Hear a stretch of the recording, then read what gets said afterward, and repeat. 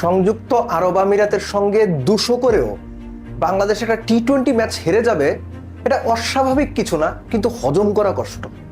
আপনি বাংলাদেশ টিমের সাপোর্টার হলে এটা হজম করতে আপনার বেশ কষ্ট হবে। আমি রান স্কোর সেদিকে যাচ্ছি না, ম্যাচটা যারা দেখেছেন, আমি পার্টিকুলার দুটো ইনসিডেন্টের কথা বলি। এই যে আমরা বলি যে আমাদের পেস অ্যাটাক দারুণ দুর্দান্ত হয়ে গেছে, সেটা অবশ্যই সঠিক। বাংলাদেশের পেস অ্যাটাক যথেষ্ট ভালো, বেশ ভালো, কিন্তু কাজের সময় এই পেস অ্যাটাকটা অ্যাকচুয়ালি কতটুকু রিফ্লেক্ট করতে পারলো তাদের সেই সুনামের প্রতি। দেখেন, শরীফুল ম্যাচের best bowler, apart from Rishad, 3 ওভারে 17 রান দিয়েছিলেন। 19তম ওভারে এসে 17 রান দিলেন, এবং সেই 19তম ওভারের লাস্ট বল ওভার থ্রোতে 4 রান, সব মিলে 5 রান হলো। আপনি সিনারিওটা খেয়াল করছেন?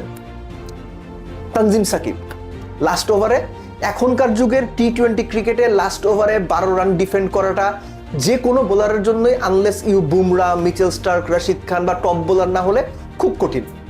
তো 7 উইকেট অপোনেন্টের যখন চলে গেছে, তখন কিন্তু আপনার এক্সপেকটেশন থাকবে যে ভাই লোয়ার অর্ডার ব্যাটসম্যান, আপনি 12 রান ডিফেন্ড করতে পারবেন না, আপনি দেশের অন্যতম সেরা বোলার।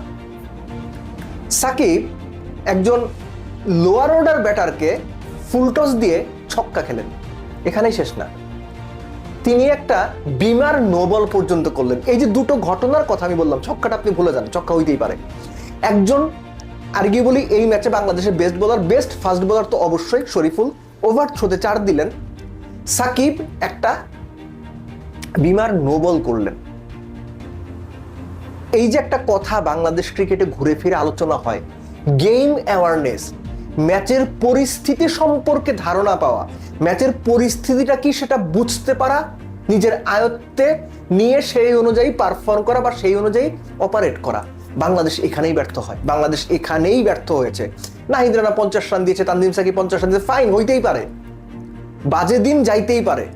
আপনি সিলেকশন নিয়েও প্রশ্ন তুলতে পারেন যে লাস্ট ম্যাচে হাসান মাহমুদ ভালো বল করার পরেও কেন তাকে ড্রপ করে নাহিদ রানাকে খেলানো হলো, এই প্রশ্ন তোলা যেতেই পারে। কিন্তু সেই প্রশ্ন না তুলে এই যে বাংলাদেশের ব্যাটারদের পাশাপাশি বোলারদের গেম অ্যাওয়ারনেস, এর চিকিৎসা কি? এর চিকিৎসা তো পৃথিবীর কোনো কোচ দিতে পারবে না, এর চিকিৎসা তো কোনো হাথুরু সিংহে কিংবা মিনহাজুল আবেদিন নান্নু দিতে পারবে না। এর চিকিৎসা ক্রিকেটারদের মানসিকতার, নিজেদের প্রজ্ঞা জ্ঞানের, এখানে প্রচন্ড রকম অভাব রয়েছে। ক্রিকেটীয় প্রজ্ঞার অভাব রয়েছে, ক্রিকেটীয় জ্ঞানের অভাব রয়েছে, ক্রিকেটীয় শিক্ষার অভাব রয়েছে, বই পুস্তকের না, ক্রিকেটের। সো ক্রিকেটের শিক্ষাটা না আমরা ঠিক নিতে পারিনি, বা ক্রিকেটের সত্যিকারের শিক্ষায় আমরা বা আমাদের ক্রিকেটাররা আনফর্চুনেটলি শিক্ষিত না, নইলে এই ম্যাচটা বাংলাদেশের হারা কোনোভাবেই উচিত হয় নাই। একটা দল যারা প্রপারলি প্রফেশনাল টিম না, সংযুক্ত আরব আমিরাত কোনোভাবেই বাংলাদেশের মতো প্রফেশনাল টিম না, সেই টিমটা 200 রান চেস করতে গিয়ে প্রত্যেকটা মুহূর্তে বাংলাদেশের সঙ্গে টো গেল, কিছু সময় এগিয়ে রইল, 107 রান নো লস। সেইখান থেকে তো ম্যাচ গ্রিপে চলে এসেছিল। 177-এ যখন 7 উইকেট চলে গেল, সেখান থেকে কেন আপনি ম্যাচ হারবেন? দেশের সব প্রিমিয়ার বোলাররা এখানে অপারেট করছেন, সেই ম্যাচটা আপনি কেন হারবেন?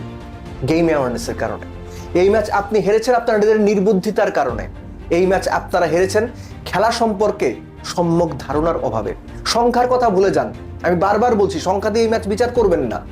কিন্তু বাংলাদেশ যেটা করেছে সেটা আনারি টাইপের ক্রিকেট মেন্টালিটির পরিচয় দিয়ে তারা ম্যাচ হেরেছে। বাংলাদেশ এই ম্যাচে ক্রিকেট খেলা না বোঝা দলের মতো একটা পারফরমেন্স করে ম্যাচ হেরেছে। প্লেয়াররা ইন্ডিভিজুয়াল যে দুটো উদাহরণ আমি দিলাম, এটা সাম আপ করে যে আমাদের ক্রিকেটাররা ক্রুশাল মোমেন্টে, ক্রুশাল সিচুয়েশনে কোন ধরনের মানসিকতা হোল্ড করেন। সংযুক্ত আরব আমিরাতকে অভিনন্দন, তাদের ক্রিকেট হিস্ট্রির প্রবাবলি টি-20 বেস্ট উইন, প্রবাবলি না, বেস্ট উইন যে কোনোভাবেই বলা যায়। তার দারুণ খেলেছেন, ফার্স্ট ম্যাচেও বাংলাদেশে কাঁপিয়ে দিয়েছিলেন, জিতেও যেতে পারতেন, এবং এই যে সেকেন্ড ম্যাচটা তারা জিতে দেখালেন যে ফার্স্ট ম্যাচের ওই পারফরমেন্স তাদের কোনো ফ্লুক ছিল না। এবং আমরা তো এখন বলতেই পারি, বুঝতে পারছেন তো কি কারণে বাংলাদেশ আরেকটা টি-20 বাড়াইছে? লাস্ট ম্যাচ জিতে সিরিজ জিতবে, নইলে তো কি হলো দেখতেই পাচ্ছেন। এটা নেওয়া যাচ্ছে না, এটা ভালো হয়নি। বাংলাদেশ এইভাবে ম্যাচ হারবে, এটা হজম করাটা অ্যাকচুয়ালি কঠিন।